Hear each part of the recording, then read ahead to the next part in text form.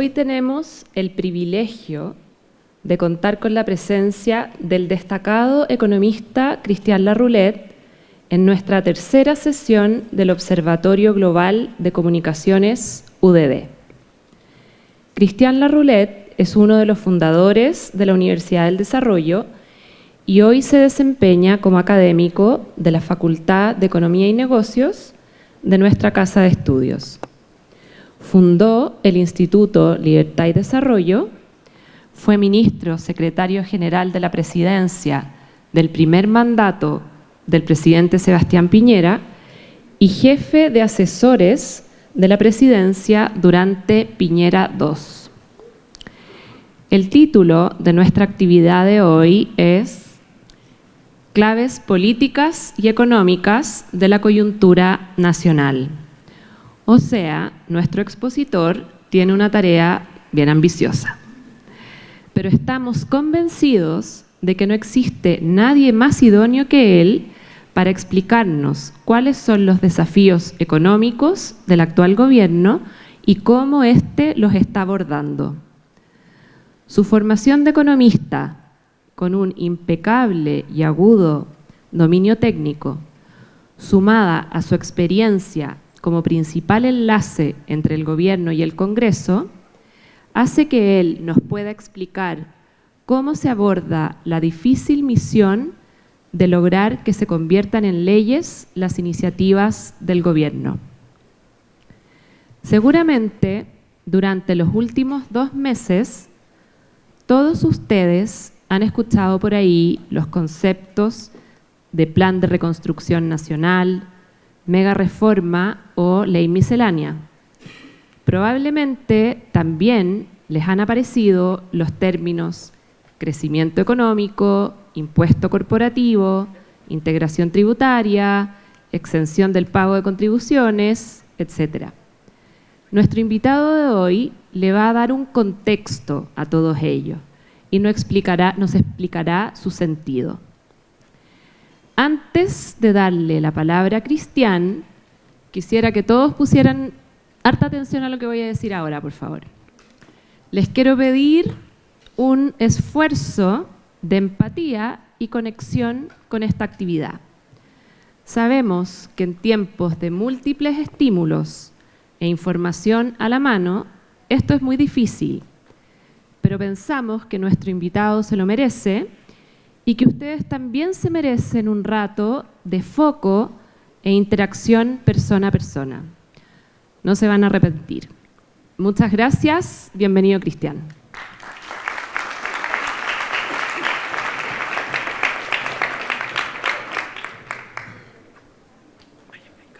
Gracias, Cristina. La verdad que estoy feliz de estar aquí para poder intentar abordar el tema que mencionó la profesora. Claves políticas y económicas de la coyuntura actual. El que saque la mejor nota va a poder ir a hacer una asesoría al ministro Quiró durante un mes. Bien, yo quiero hacer esto lo más ágil posible y por lo tanto voy a tratar de tener una conversación durante lo que dura esta clase o esta, de nuevo, conversación. Entonces, estamos frente a una nueva realidad. Esa nueva realidad es que estamos con un nuevo gobierno.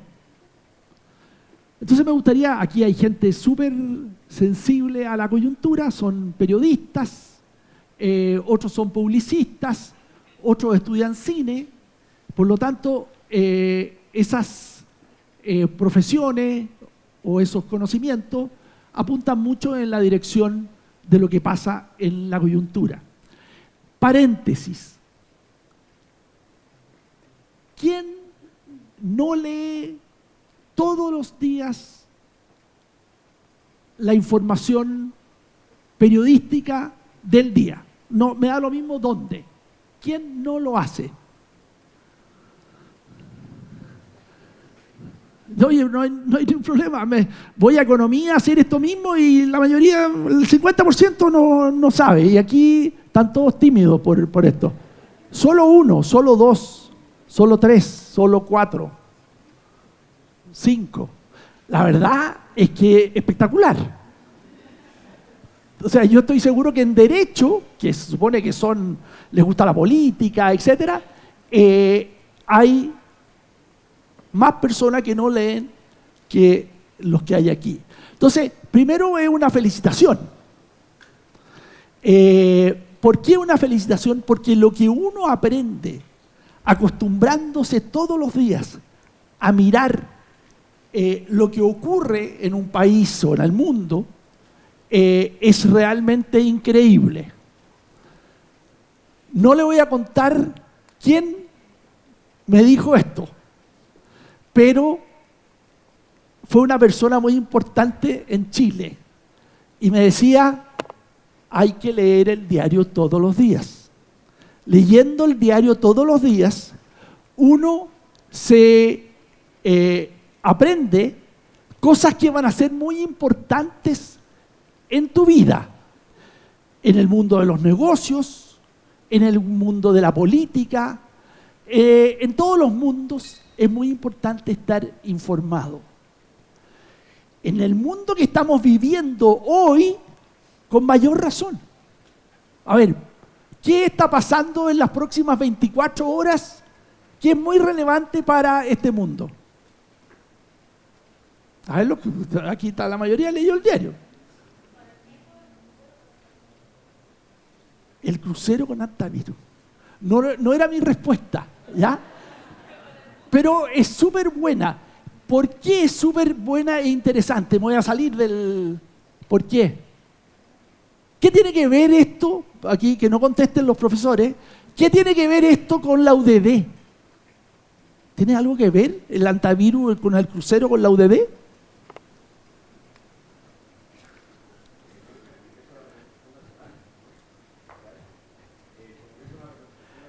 Claro, eso es lo que tengo preparado.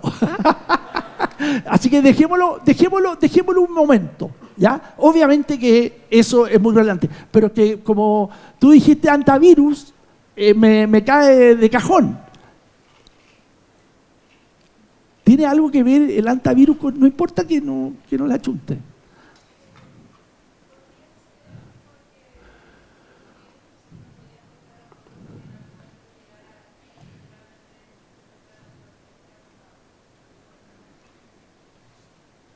Sí, pero sí, está bien. Pero no hay algo mucho más extraordinario, digamos. ¿Saben quién es la persona que más sabe de antivirus en Chile? ¿Dónde no veo? Ah, ahí. Era un investigador que estuvo, si no me equivoco, era parte de la comunidad ODD, ¿o no? Dilo fuerte, párate. Chileno, ¿Ah? El investigador que consultó a la OMS, que es chileno. Exactamente. ¿Es parte de la comunidad ODD, o no? Exactamente. El ex decano de medicina de la UDD, que se llama Pablo Vial, es la persona que más sabe de antivirus en Chile y yo creo que será dentro de los 5 más conocedores en el mundo. ¿Y por qué? Por una razón. Nosotros tenemos antivirus. ¿Ya? Y mucha gente se ha muerto. Personas cercanas a mí se han muerto de antivirus. No tiene cura el antivirus. ¿Ya? Entonces, hay una persona, se llama Pablo Vial, ex decano de medicina, hoy día director, si no me equivoco, del Centro de Investigación del ICIM, que es el centro de investigación fuera de los de la facultad más importante de la universidad, hay que reconocerlo, ¿ya? Entonces, efectivamente, me cayó como anillo al dedo para poderles decir que nosotros tenemos el privilegio de tener la persona más conocedora de este problema y que está siendo consultado por la Organización Mundial de la Salud. Pero la pregunta no era eso.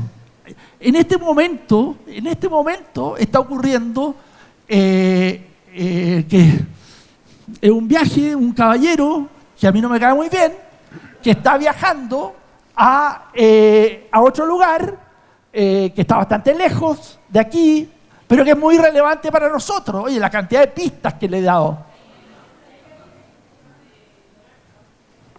Eso, muy bien. En este momento Donald Trump está viajando o llegó a China, ¿ya? Llegó, pero está durmiendo porque es otro horario. Fue recibido, claro, con mucha pompa. ¿Y por qué digo que esto es tan trascendente? O sea, las relaciones entre China y Estados Unidos son íntimos, amigos.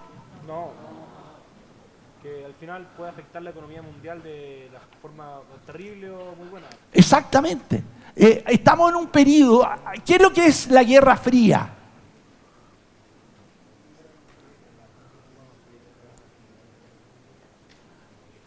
Ok, buena definición, buena definición.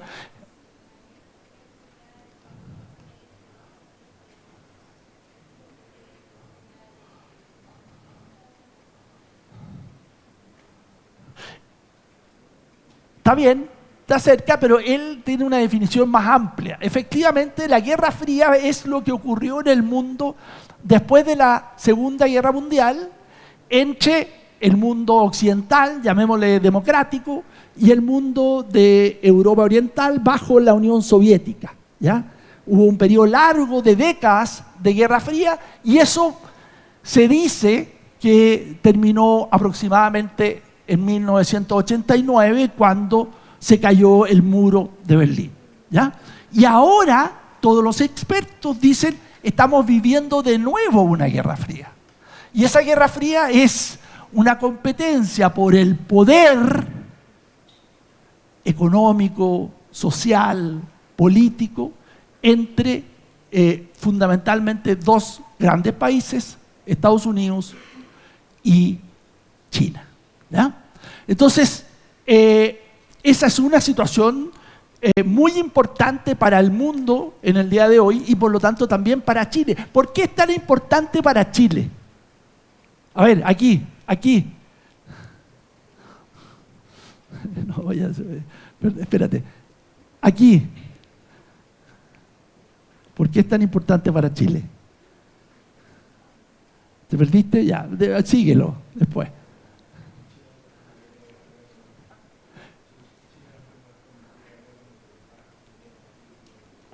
Y Chile es principal, o sea, perdón, China es un gran aliado económico de Chile y Estados Unidos también. Entonces estamos en la mitad, ¿ya? Y están peleados entre ellos, lo cual es un problema para Chile, pensando en una cosa más de largo plazo, terrible, o sea, un problema grande que hay que saber abordar. Okay. Ese es como contexto. Ahora, estamos también, otra realidad de contexto, tenemos un nuevo gobierno, ¿no es cierto? ¿Quién es el presidente? Ya. ¿Quién es el ministro de Hacienda? Jorge Quirós. Muy bien. Ok, ahora, ¿estamos en una situación normal? No, ¿por qué? Ya, por todo lo que está pasando con el petróleo, ¿solo eso?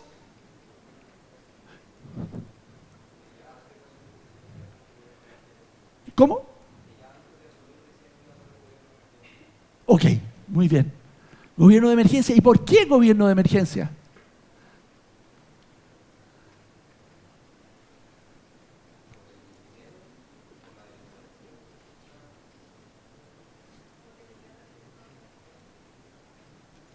Yo estoy un poquito sordo. Declararon que el Estado está en quiebra. Ya, efectivamente, estamos con un nuevo gobierno, con el presidente Kast, y él, a lo largo de, especialmente de la campaña presidencial, dijo que este era un gobierno de emergencia que se iba a concentrar en dos cosas. Tú las mencionaste: delincuencia y economía. Ahora, economía. ¿Qué es lo que está pasando con la economía? ¿Por qué dijo que estábamos en una emergencia y dijo delincuencia y dijo economía? A ver, partamos primero con delincuencia. ¿Es verdad que estamos en una emergencia o no? ¿No? ¿No? ¿Por qué no? ¿Quién dijo no? Ah, ¿quién dijo no? Bueno, si uno mira los números en el tema de delincuencia, son muy distintos a los números que habían hace, no sé, 3 años atrás.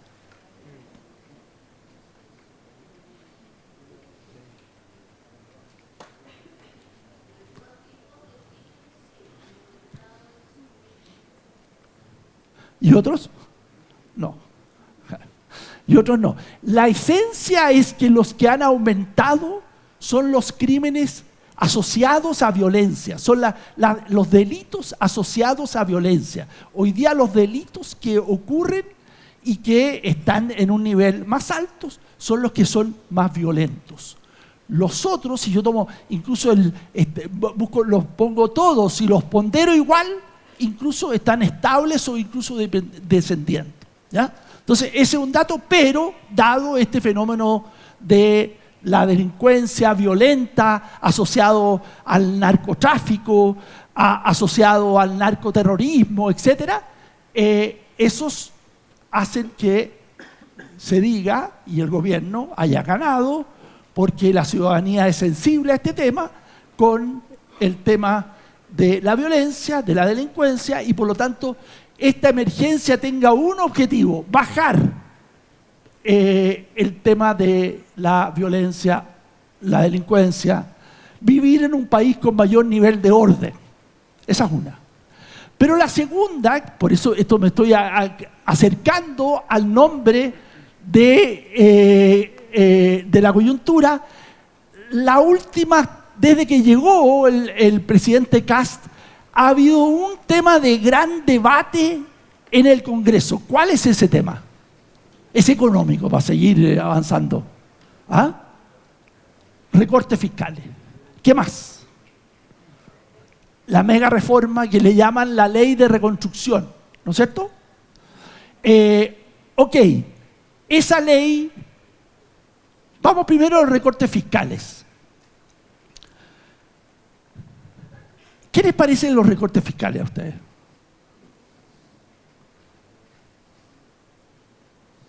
Este es un invento, como una de las críticas es que esto es un invento para hacer algo que tenga que ver con la ideología de los que están gobernando.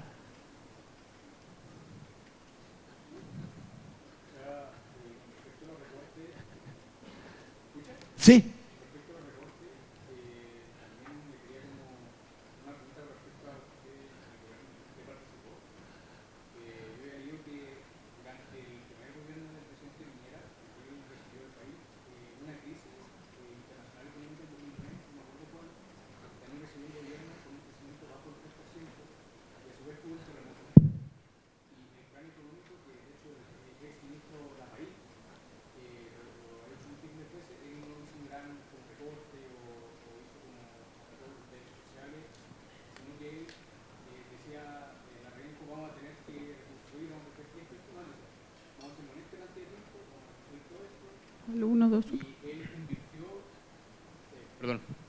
El presidente Piñera invirtió plata en crisis para que el país saliera adelante y terminó con un crecimiento, creo, del 5% su último año de gobierno. Entonces, lo que desea este artículo es que esta estabilidad que mostró Chile y este buen funcionamiento fue muy atractivo para la inversión extranjera. Entonces, el recorte fiscal actual que está haciendo, o también la baja del impuesto corporativo, quería preguntarle también con respecto a eso, si cree que el 4% de la bajada del impuesto corporativo suple, por ejemplo, el tema comunicacional de que el Estado está en quiebra, de que está en una crisis, que no hay plata. ¿De verdad cree que ese es el camino, considerando que el presidente Piñera como que se puso la capa, por así decirlo, y sacó una situación increíble adelante? Con respecto a eso. Voy a contestar esa pregunta y después quiero volver al momento actual, porque eso es lo que me pidieron, ¿ya? Mira, efectivamente, tú tienes todos los datos correctos. El 2008-2009, el mundo, y especialmente originado en Estados Unidos, se produjo una crisis económica de proporciones, que básicamente produjo un desequilibrio y una crisis en el mercado financiero de Estados Unidos. Y Estados Unidos es el país más rico del mundo. Entonces, cuando uno dice hay una crisis financiera en Estados Unidos, realmente es para asustarse. Porque el país más rico se produce una crisis financiera. Cuando hay crisis financiera, bajan el valor de las acciones, de los bonos, etcétera, y la gente se empobrece, ¿ya? Y ocurre eso en el país más grande del mundo y por lo tanto tiene repercusiones inevitables en todas partes, ¿ya? Entonces, eso fue lo que ocurrió el 2008-2009. Bueno, Chile enfrentó eso y yo creo era el primer gobierno de la presidenta Bachelet, ¿ya? Y salió adelante bastante bien. Y les voy a decir por qué salió bastante bien, porque lo quiero relacionar con lo de ahora, ¿ya? Y voy al tiro. Se hizo un programa de apoyo fiscal, ¿ya? Gracias a que Chile tenía un gran nivel de ahorro. Este es un concepto básico, que es en los periodos de vacas gordas, ahorra. ¿Para qué? Para prepararte para los periodos de vacas flacas. Tú puedes usar esos recursos que no gastaste cuando tuviste muchos recursos y lo usas en una situación de crisis. Eso fue lo que hizo Chile entre el 2008 y el 2009. ¿Ok? Ahora, dado que me dejaste la pelota en el penal, voy a tratar de chutearla, digamos. Efectivamente, llega 2010, 11 de marzo, Piñera, y el 27 de febrero Chile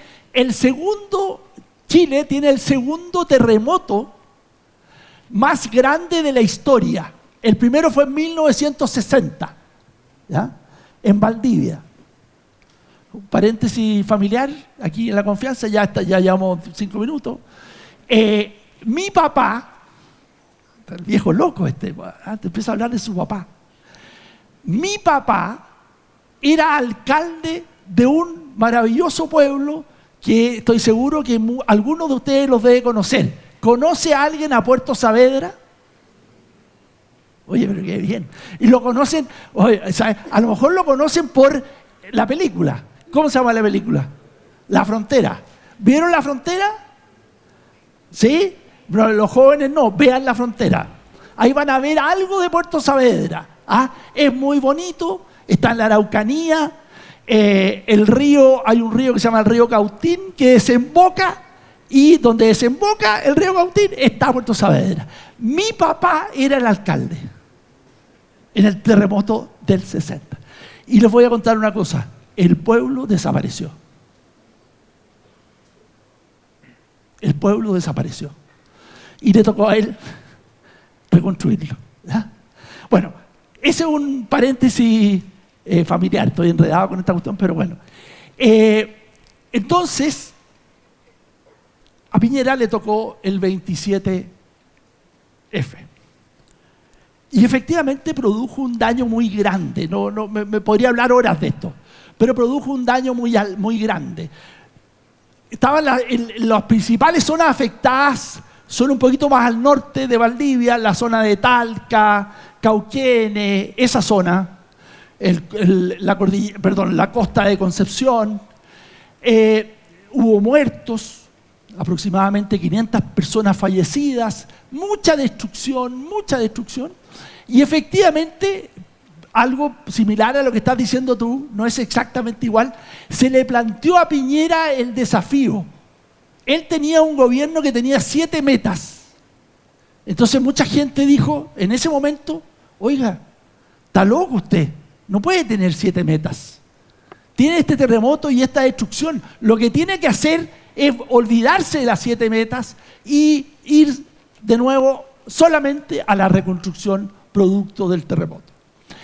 Y Piñera, que era un personaje, aquí los mayores les pueden decir, que era un personaje que era bueno para la apuesta, bueno para ponerse metas grandes, dijo no, las 7 metas más la reconstrucción del terremoto, ¿no?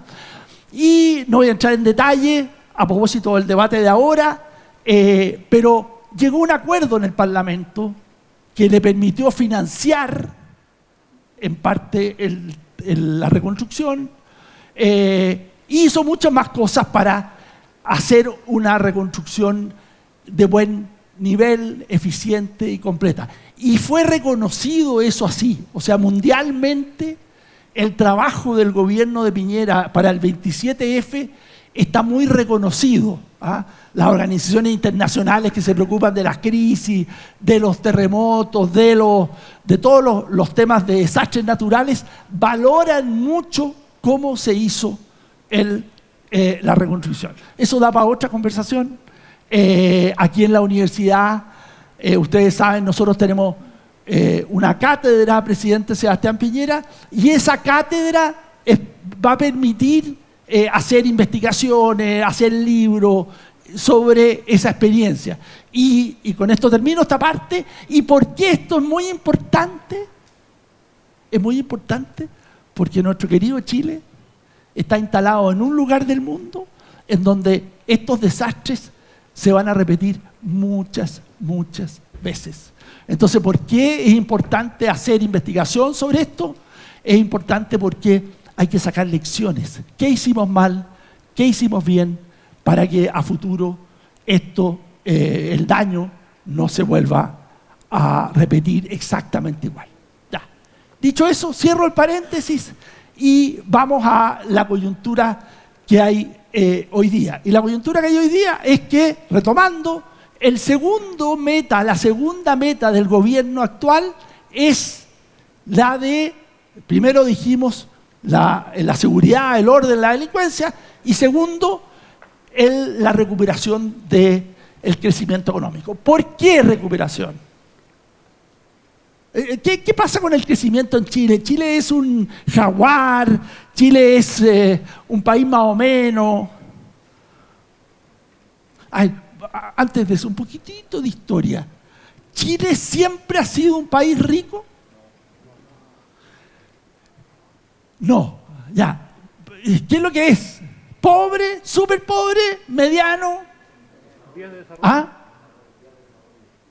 País en vías de desarrollo. Ok, está muy bien.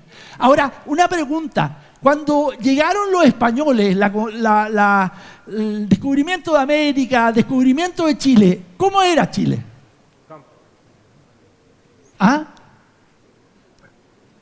¿Cómo era Chile? ¿Pobre, rico, mediano, en vía de desarrollo? Pobre. Era pobre. Chile era de los países más pobres. Varias razones. Una característica de Chile es que nosotros estamos en la papa del mundo, en el centro del mundo. Todos los que llegan a Chile quedan fascinados con el país, porque el país espectacular, en todo sentido, económicamente. Es así. Cuando llegaban los españoles, ¿qué españoles llegaban?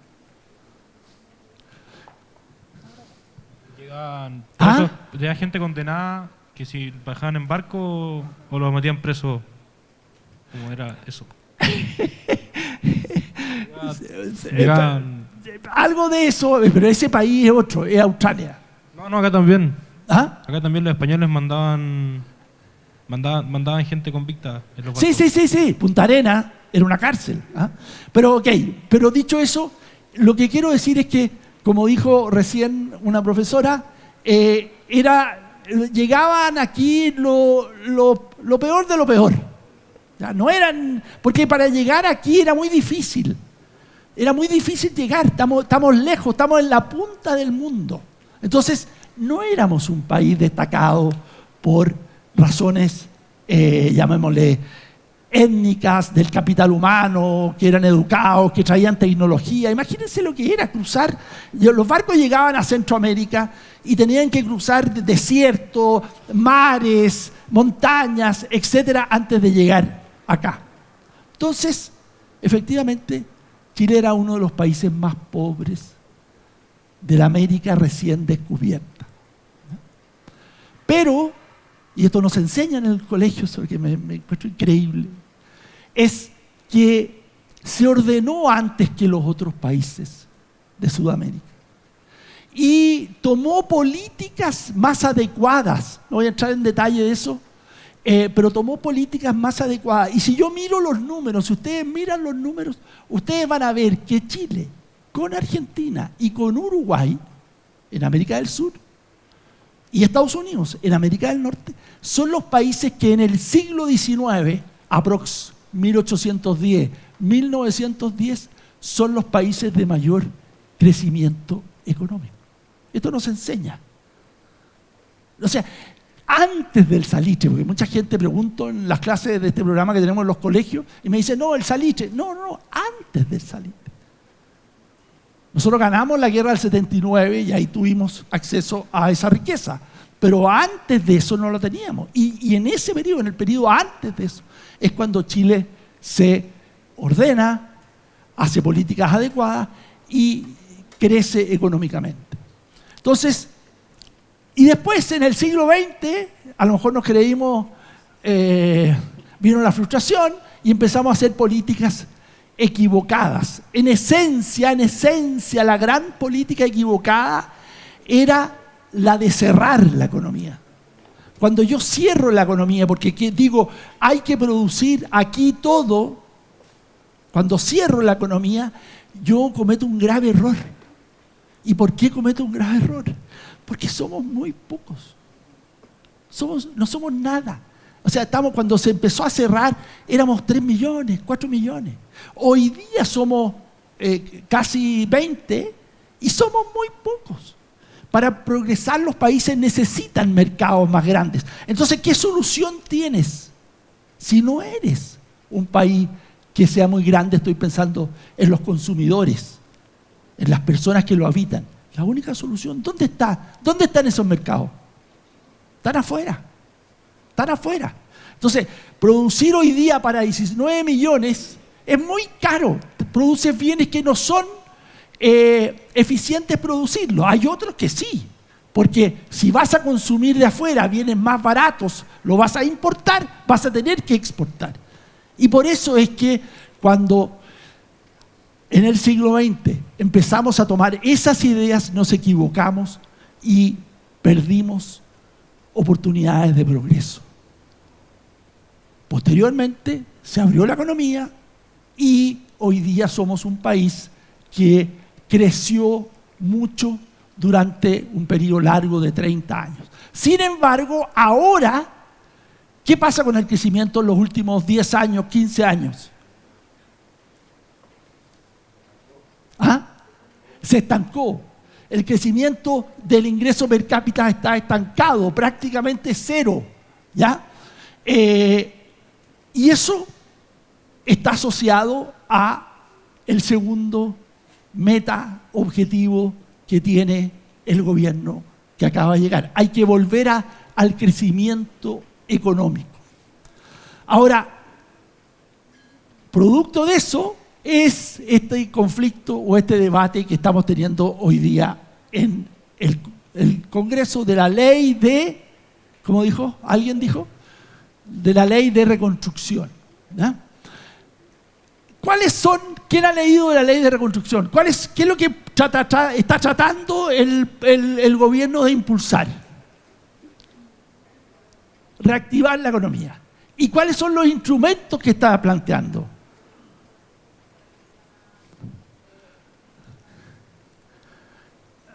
De nuevo.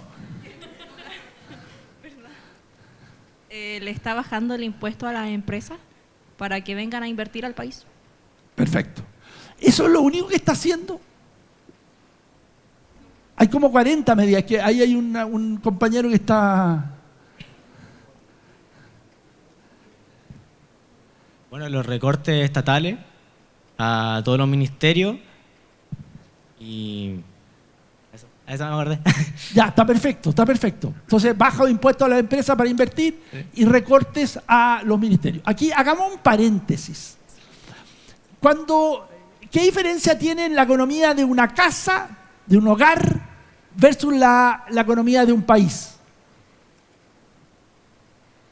¿Puede una casa, un hogar, endeudarse permanentemente?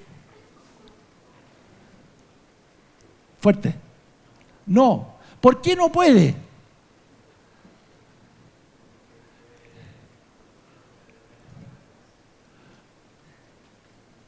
Puede dejar de pagar la casa y si tú tienes un crédito, te van a rematar la casa y vas a perder la casa. Sí.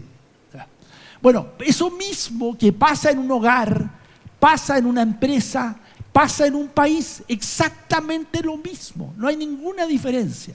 Entonces, los países tienen que ordenar sus cuentas y ese recorte de gasto es uno de los elementos que hay que realizar.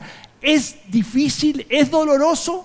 Por supuesto que sí, pero hay que hacerlo. ¿Y por qué hay que hacerlo? Porque si no lo haces, en algún momento vas a tener una deuda enorme.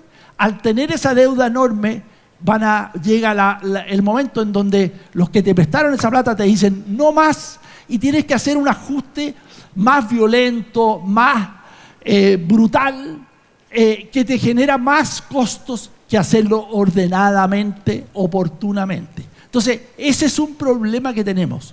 Nosotros tenemos, para que tengan un número en la cabeza, nosotros tenemos una meta como país que la puso el gobierno del presidente Boric. Esa meta es que la deuda pública, lo que el Estado está endeudado con el mundo, no puede ser más allá del 45% del PIB. 45% del PIB. ¿Y cuánto es hoy día? ¿Estamos lejos de eso? Fuerte.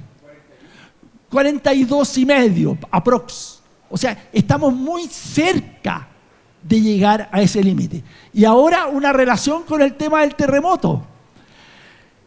Teníamos ahorrado durante la década del 2010, 2020, teníamos ahorrado para eventualidades, para accidentes, para terremotos, para pandemias. Teníamos ahorrado una buena cantidad de plata. Y la gastamos. ¿Por qué la gastamos?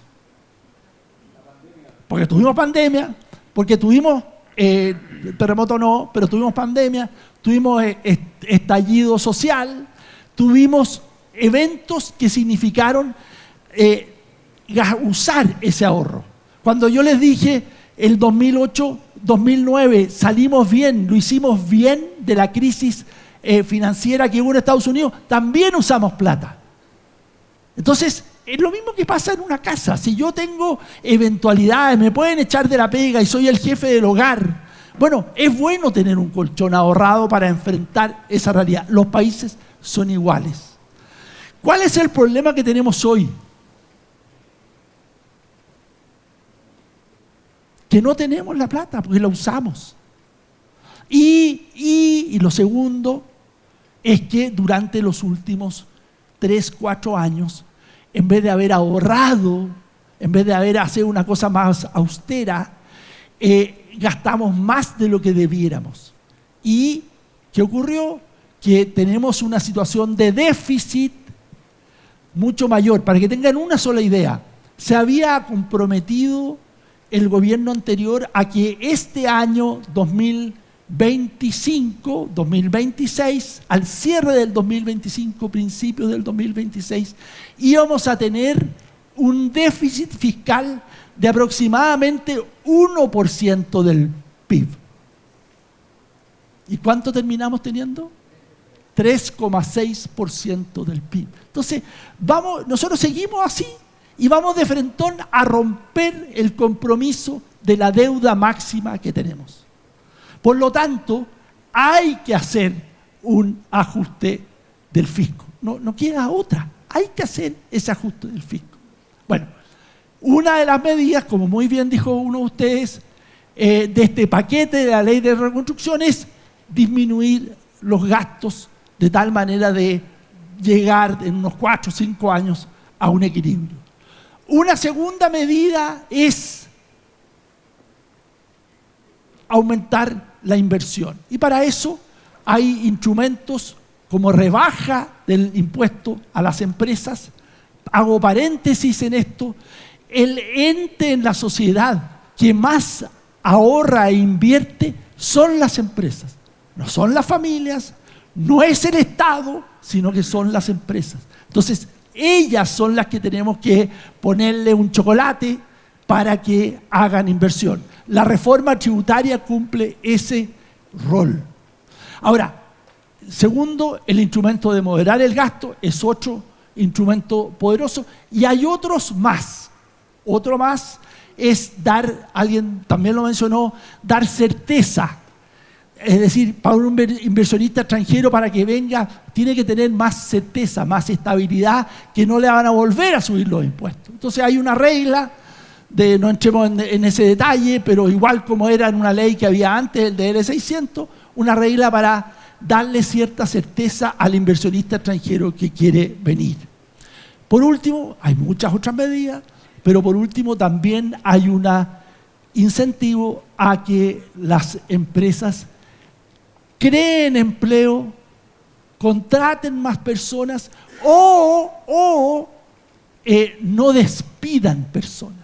¿Ya? Una prioridad. ¿Por qué? Porque Chile tiene hoy día una situación de desempleo muy alto. El desempleo de las mujeres, por ejemplo, es sobre 10%. Para que tengan una otra idea, Chile es el único país de América Latina que todavía no recupera los niveles de ocupación, de empleo, que había antes de la pandemia. Entonces, algo está mal ahí. Una de las cosas que está mal es que no estamos creciendo. Cuando los países crecen, se producen dos cosas virtuosas. Una es que hay mejores condiciones de vida de toda la población, porque hay más empleo. Y la segunda, que los grupos más beneficiados, y esto tiene que ver con una cosa de justicia, los más beneficiados son los más pobres. Hay estudios hechos en Chile que cuando el país crece, entre el 60 y el 80% depende del periodo, de los más beneficiados son los sectores más pobres de la sociedad. Entonces, y ese es el debate que estamos hoy día. En resumen, este es el debate. Hay personas partidarios del gobierno que quieren que este paquete de reformas se apruebe como está, con ajustes, etc. Y hay otro grupo, como siempre pasa en la política, que no está de acuerdo por distintas razones con esto. Hay argumentos técnicos de parte de uno y hay argumentos políticos de parte de otro. Y esa es la gran... el principal tema del debate de la coyuntura nacional. Ustedes saben que se presentó, ¿qué son las indicaciones en las leyes? Indicaciones, es una palabra que no... Muy bien, muy bien. Se presentaron 1.500, si no me equivoco, 1.500 indicaciones. Los proyectos tienen urgencia, voy a hacerlo más simplificado, urgencia simple y después normalidad, simplificado. Los proyectos más importantes, los gobiernos le ponen urgencia, ¿ya? Para que se tramiten luego, dado que están convencidos que creen que son positivos para el crecimiento, le pusieron urgencia suma al proyecto de ley de la reactivación económica. Ahora, dicho eso, salieron los partidarios que están en contra porque no tienen mayoría en la Cámara de Diputados, con las 1.400 indicaciones. ¿Se podrá aprobar 1.400 indicaciones? ¿En un periodo de 15 días?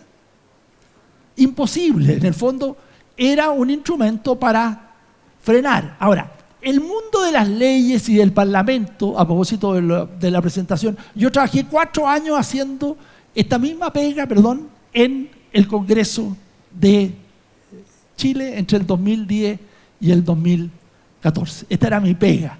No les digo que es la pega más estimulante que uno puede tener, pero era la pega que me tocó, ¿verdad? Y está lleno de instrumentos, de argucias, de trampitas. Estas 1.400 indicaciones eran una trampa, obviamente, para no avanzar. Pero el gobierno, si ven la prensa de ayer o de anteayer, le respondió. ¿Y cómo le respondió?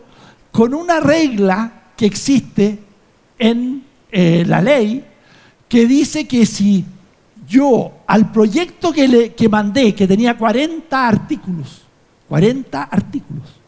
y hay a su vez 1.400 indicaciones para esos 40 artículos, ¿cuál fue la respuesta que hizo el gobierno?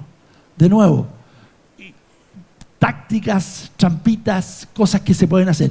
Le mandó lo que se llama una indicación sustitutiva. Es decir, le cambió los textos en algunas cosas porque quiere avanzar a perfeccionar de acuerdo a las críticas que habían, y en otras no.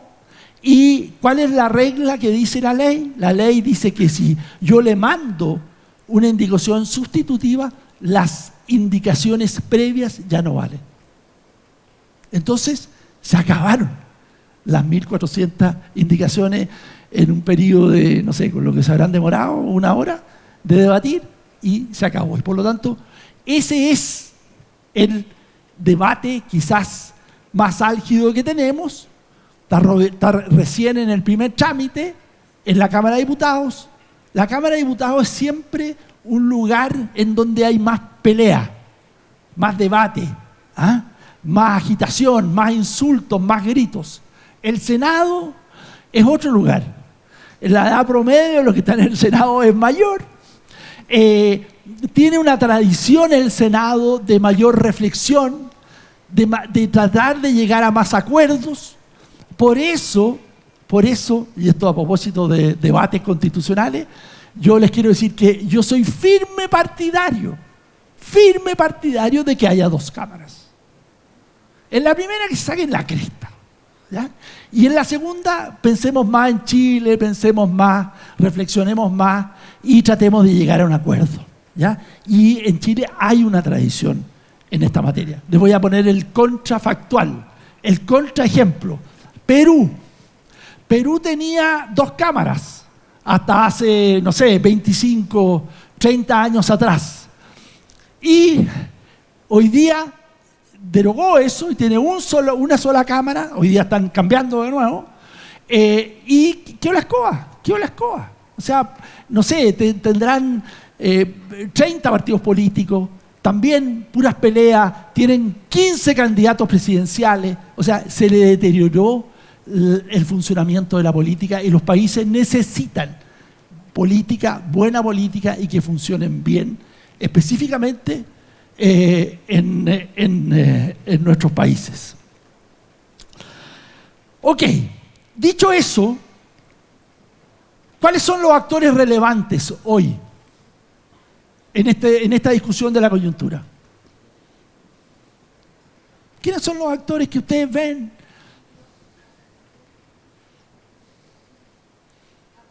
Los actores de lo que está ocurriendo, así de todo. ¿Sí? Está el presidente José Antonio Kast, el ministro de Hacienda Jorge Quirós. Si hablamos como uno de los principales pilares como era la seguridad, puedo poner a la Trinidad Steiner, ministra de Seguridad.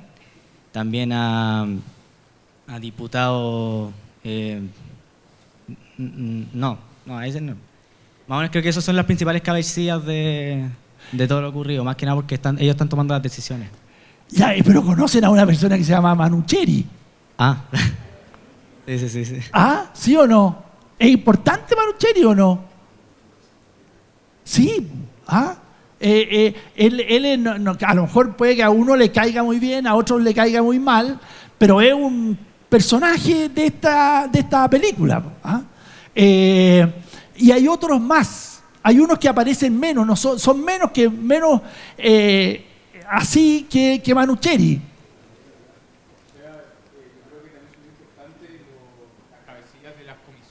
Sobre todo la Comisión de Hacienda, que, bueno, ayer ya estaban discutiendo cosas importantes y en la Comisión de Hacienda es donde están pasando las cosas más relevantes el día de hoy. ¿Y quién es el presidente de la Comisión de Hacienda de la Cámara de Diputados? No me acuerdo. ¿No te acuerdas? No se acuerda. ¿Cómo? No, que no se acuerda. Ya, pero sin lugar a dudas, uno en la farándula, las acusaciones, todas estas cosas, prototipo Manucheri, ese tipo de personajes, pero los otros son los que hacen la pega, ¿ya? Y están en la Comisión de Hacienda y tienen que hacer la pega, porque si no, bueno, efectivamente no están cumpliendo su deber y va a tener sanciones políticas o de otro tipo. Entonces, el presidente de la comisión es muy importante. ¿Por qué será importante el presidente de la comisión?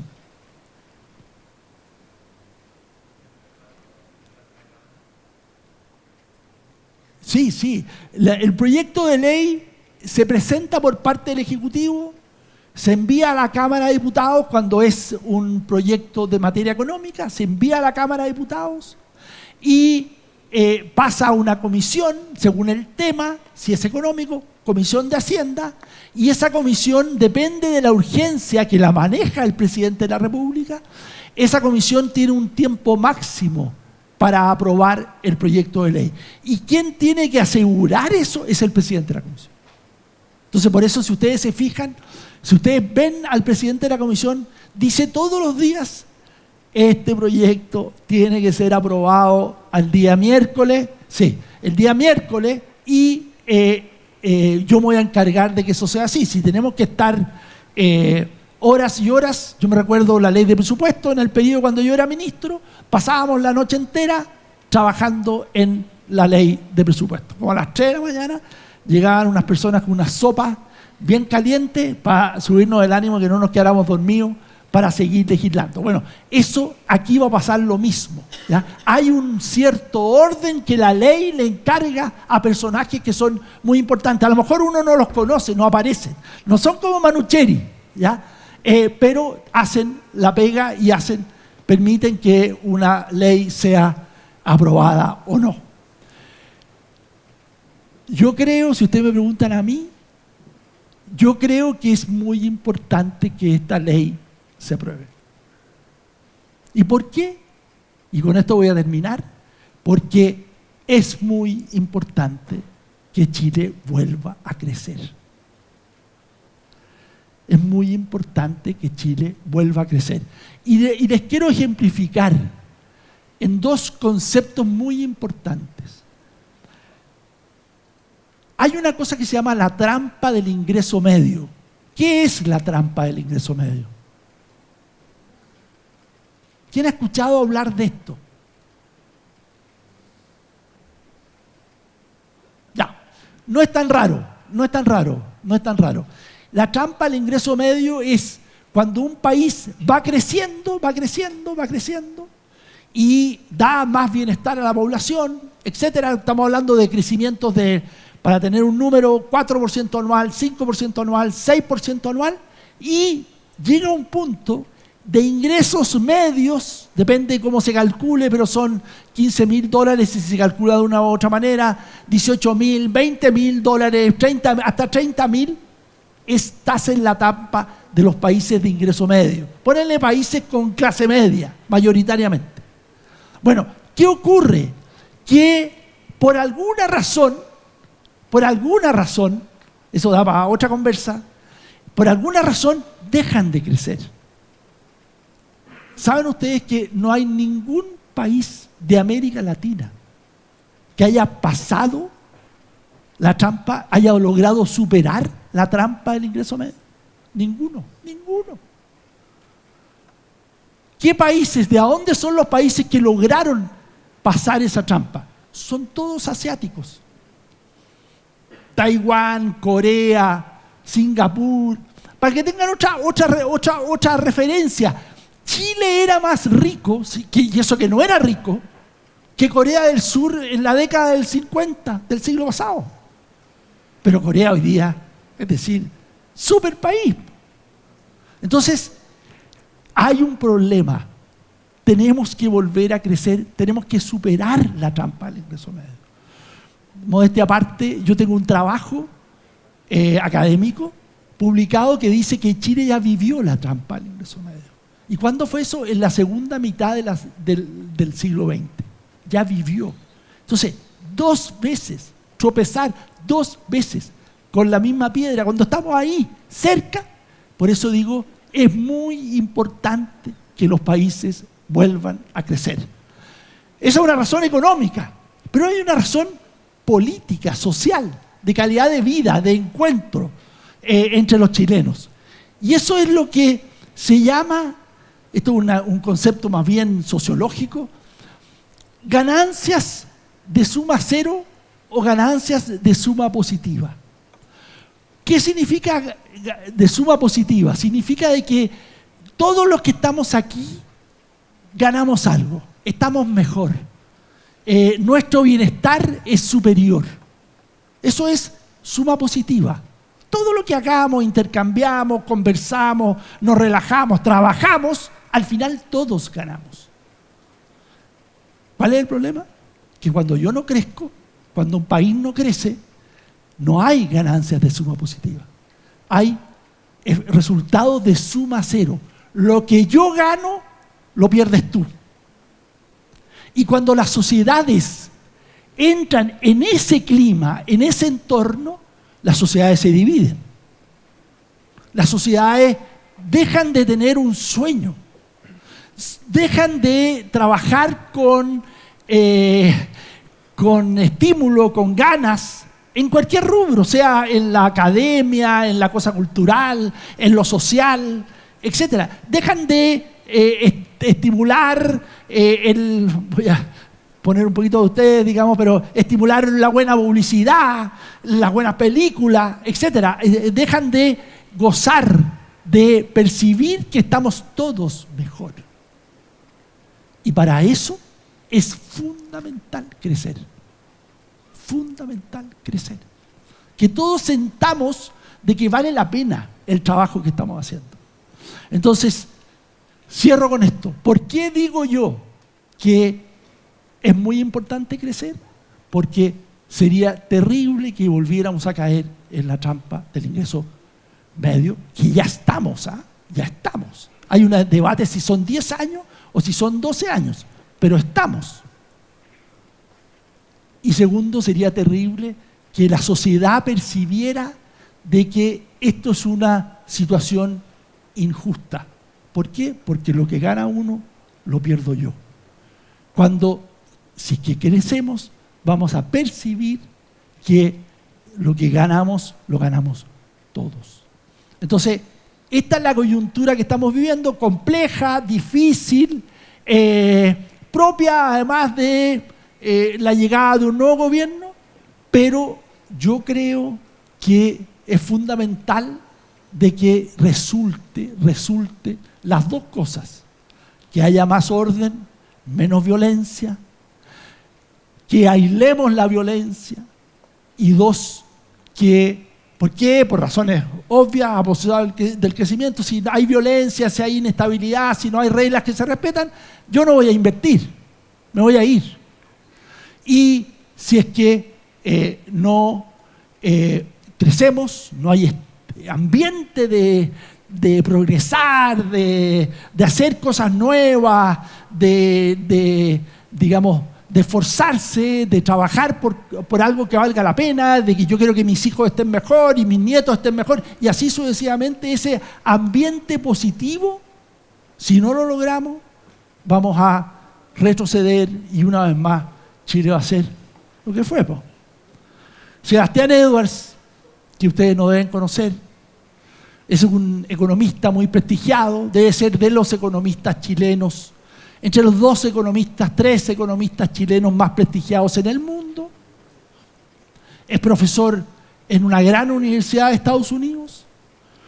Acaba de escribir, escribe mucho, es columnista de La Tercera, si no me equivoco. Escribe mucho, acaba de decir en un libro que sacó, que dice, miren, yo creo que Chile va camino a lo que era a mediados del siglo XX, es decir, un país mediocre, un país ahí, penquita.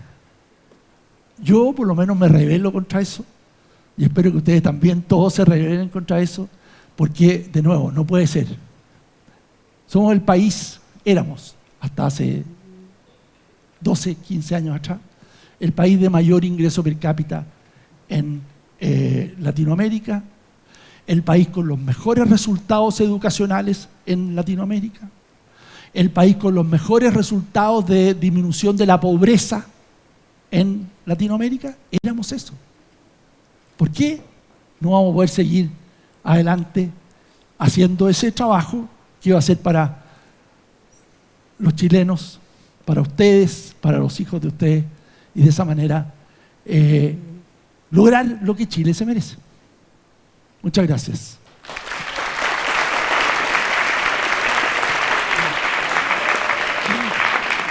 Muchas gracias, Cristian. Muchas gracias, Cristian, por tu charla tan dinámica, pedagógica y por recoger los comentarios y apreciaciones de nuestros estudiantes. Te vamos a seguir invitando a más actividades.